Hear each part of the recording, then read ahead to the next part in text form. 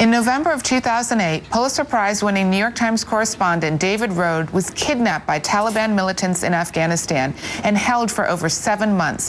His book, A Rope and a Prayer, co-authored by his wife Kristen Mulvihill, details the terrifying experience and sheds light on the issue of the kidnapping of foreign journalists in countries where safety is all but assured. David Rohde's incredible story next on Give and Take. David Rohde, thanks so much for being here. Thank you.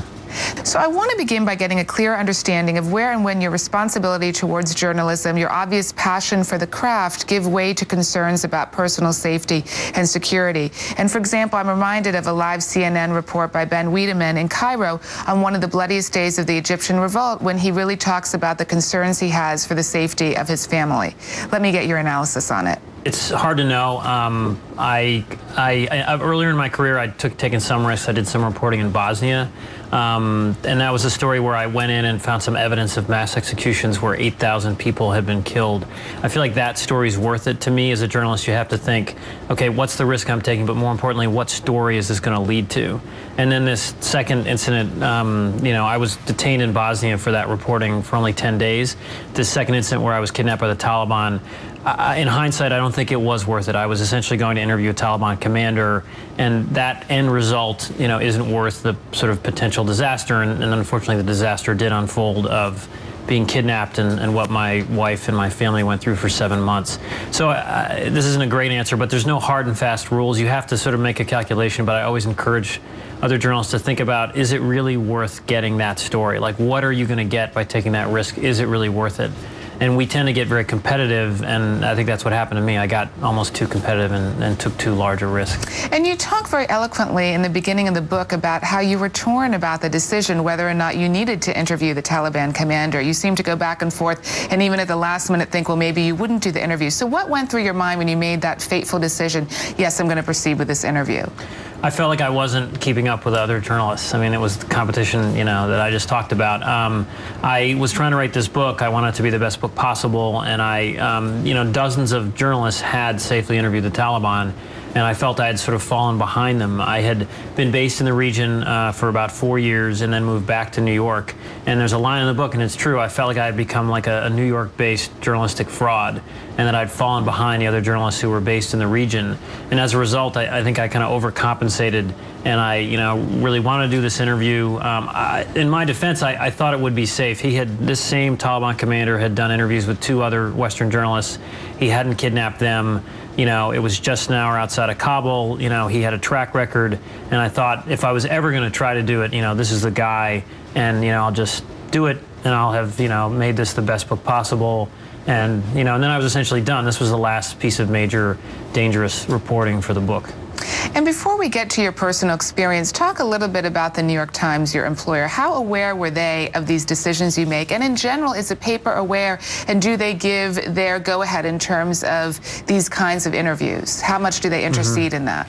I was on book leave at the time, so they were not aware of my decision to go to this interview. But generally, when I'm on assignment for them, you would concur with your editor about, you're talking to them constantly about where you are, how dangerous it is, what decision you want to make. So it often helps to have an editor that you're consulting with in New York that's kind of saying, try this, don't try this, or whatever. And the Times, just in general, once I was kidnapped, was just incredibly supportive. They stepped forward and really helped my wife and my family deal with this. They were really tremendous. And I think one of the important things now is we do live in this age of sort of lots of opinion and partisanship.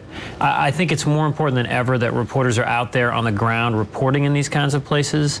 But I've told this to younger journalists, it's unfortunately now more dangerous for freelancers. So do that reporting, but be backed by a major institution like the New York Times or the Associated Press or or CNN or a major network to make sure you have the support you need in case something goes wrong.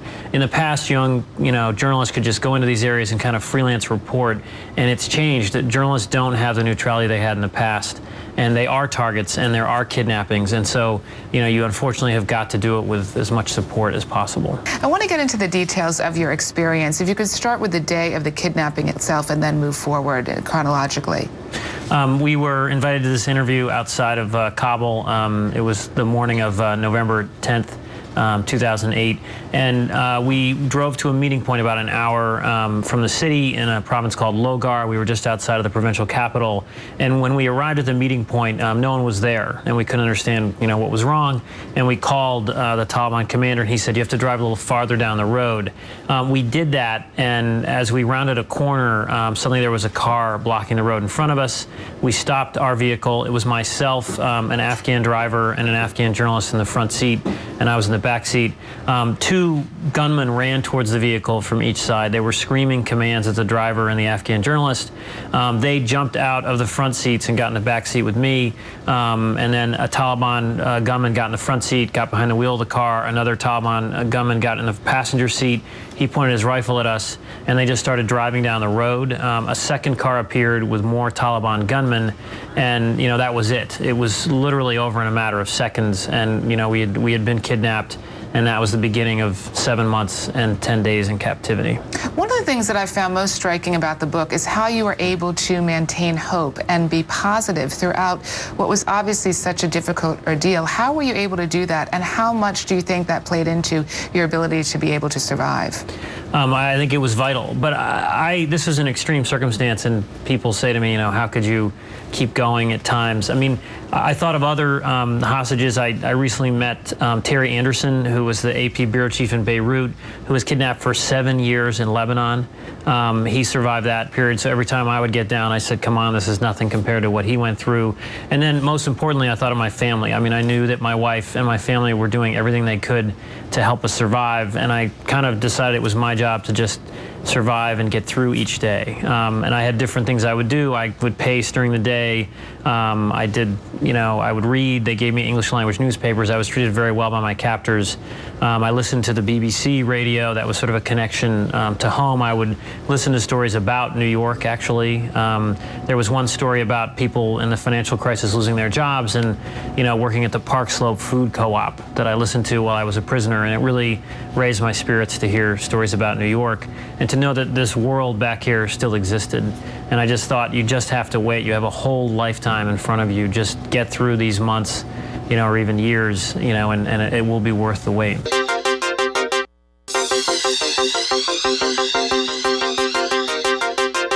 Now, you say you were treated well by your captors, but there are points in the book where they seem to toy with your emotions, where they'd say you're going to be released the next day, and obviously that was not the truth. So how were you able to deal with those emotions? There were a lot of up and downs. I mean, physically I was treated well. They never beat me. They actually gave me bottled water the entire time. They called me the Golden Rooster, and they wanted to keep me as healthy as possible because they frankly wanted to make as much money as possible off of me. It was hard. There were multiple times when they said, there is an agreement, you will be released, and then it turned out to be a lie. And it was just, I guess over time I just didn't trust them as much, and I would kind of train myself to not believe them when they would tell me there was good news. And then, I think just sort of bracing myself, and again going through this process of, you've just got to get through today, you've just got to, get through another day. Just do what you can, because all these other people are trying so hard to help you, just keep yourself alive, and desperately, I was also, desperate to keep my two Afghan colleagues alive. And talk a little bit about your Afghan colleagues, because you formed obviously very close bonds with both of them during this ordeal. Were there times, though, at which it seems that the three of you would be at odds, or where you weren't in agreement about what the next course of action should be? We were very, very close in the beginning, and there was more pressure on them. In past kidnappings, what the Taliban had done was they had executed the driver first. There was an Italian journalist kidnapped in southern Afghanistan earlier in 2008, and they beheaded the driver and released a videotape of that. That put pressure on the Italian government, and the Italian government convinced the Afghan government to release 5 Taliban prisoners, and the Italian journalist was freed. The Afghan journalist in that case was killed as well. He was also decapitated. So there was this sense that they would die first. And in the last couple months of our captivity, our driver started cooperating with our guards. I don't blame him at all for what he did. He was trying to survive. He was so afraid that they would kill him that one of the things he did very early on, and Afghans are generally, they are survivors. They've been through 30 years of warfare there. They're criticized sometimes for switching sides. But what he did was he taught himself how to cook. This was a very basic thing he could do in the first weeks of our captivity that gave his life some value to our captors, because otherwise they just didn't care about him or even his existence. So he became sort of slave labor for us. It was, the three of us and 3 guards living together day after day, week after week. And then in the last month or 2, he started carrying a rifle that the guards had given him. And when we did talk to him about escaping, he told the guards we were going to try to escape. So when we did escape, it was just myself and the Afghan journalist. We didn't tell the driver. It was a difficult decision, but I think it was the right thing to do. He eventually, after our escape, we sent in a tribal delegation, and he was essentially abandoned by his guards. He returned home safely as well, so all 3 of us survived. I don't begrudge the driver at all for what he did. He was simply trying to survive. And how did you make the decision to escape? At what point did you know that if you didn't escape right then and there, you might never be able to be free of this captivity? We had roughly figured out the layout of the town. We were held in different houses and things like that, and the Afghan journalist I was with was allowed out sometimes. So we were first moved to a house that was very close to this Pakistani military base. It was the closest of any house that we'd been held in that was near the base, so we knew that was our best chance. I found a car tow rope when I came in the house. I had chores I did. I usually cleaned the place and swept the floors, and I thought we could use the rope to lower ourselves down a wall. And then the power came back on, and there was a ceiling fan and a very crude air conditioner known as a cooler that worked when there was power. And we thought, well, if we try to escape at night, the noise of the cooler and the ceiling fan will disguise our movements. And most importantly, frankly, I had just come to despise our captors for what they were doing to our families.